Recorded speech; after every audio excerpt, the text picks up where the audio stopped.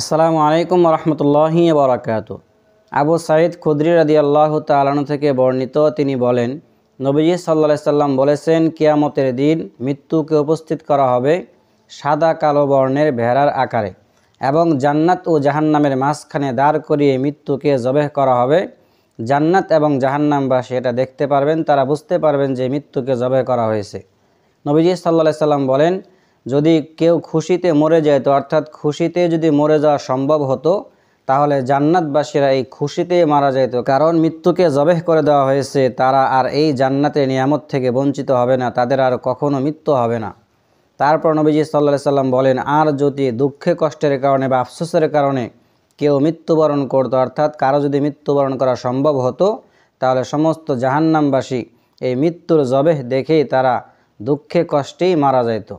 তিরমিজি শরীফ, হাদিস নং 2558।